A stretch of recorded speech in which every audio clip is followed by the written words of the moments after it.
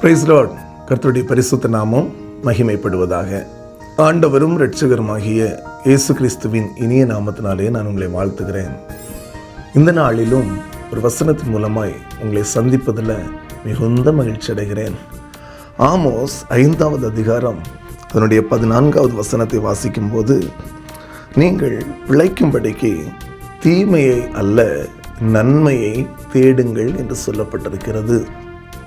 எனக்கு அன்பான தேவ பிள்ளைகளே, நம்முடைய அனுதின வாழ்க்கையிலே நன்மை செய்கிறவர்களாய் நாம் வாழ வேண்டும் என்று வேதம் நமக்கு சொல்லுகிறது.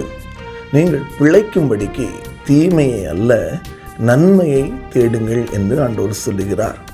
நம்முடைய வாழ்க்கையில் நம்முடைய தேவனாகிய கர்த்தர், அவர் தீமையை விரும்பாத ஆண்டவர். அவர் சொல்லும்போது என்ன சொல்லுகிறார் என்றால், எல்லாருக்கும் ஆண்டவரை இயேசு கிறிஸ்து இந்த உலகத்திலே சுற்றித் திரிந்த நாட்களிலே நன்மை செய்கிறவராகவே சுற்றித் திரிந்தார். அப்போ அதே போல நம்முடைய வாழ்க்கையிலும் தேவன் எதிர்பார்ப்பது என்னவென்றால், நன்மை செய்கிறவர்களாய் நாம் இருக்க வேண்டும் என்பதுதான் தேவனுடைய பிரியமாக இருக்கிறது. நம்முடைய அனுதின வாழ்க்கையில் நமக்கு தீங்கு செய்தவர்களையும் நாம் நேசித்து அவர்களுக்கும் நன்மை செய்யத்தக்கதான ஒரு வாழ்க்கையை ஆண்டோடைய சமூகத்தில் கேட்டு நாம் பெற்றுக்கொள்ளும் போது கர்த்தர் அந்த காரியங்களில் பிரியப்படுகிறார். தீமையோடு எதிர்த்து நிற்க வேண்டாம்.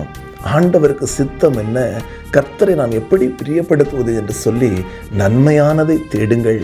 நிச்சயமாகவே நீங்கள் பிழைத்திருப்பீர்கள். கர்த்தர் தாமே உங்கள் ஒவ்வொருவரையும் ஆசீர்வதிப்பாராக.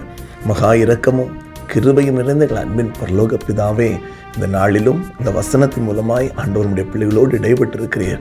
உமக்கு நன்றி அப்பா. எந்த சூழ்நிலையிலும் தீமையானதை நாங்கள் செய்யாதபடி, ஆண்டவர் வேதனைப்படுகிற காரியங்களை நாங்கள் செய்யாதபடி, கர்த்தருக்கு பிரியமாய் நன்மை செய்யத்தக்கதான ஒரு நல்ல கிருபையை கர்த்தர் எங்களுக்கு தந்து எங்களை ஒவ்வொருவரையும் வழி நடத்தும்படியாக நாங்கள் ஜெபிக்கிறோம் அப்பா. உடைய கரம் கூட இருந்து வழி நடத்தட்டும். இயேசு கிறிஸ்துவின் நாமத்தில் ஜெபிக்கிறோம் ஜீவனுள்ள எங்கள் நல்ல பிதாவே. ஆமென், ஆமென். கர்த்தர் தாமே உங்கள் ஒவ்வொருவரையும் ஆசீர்வதிப்பாராக. God bless you.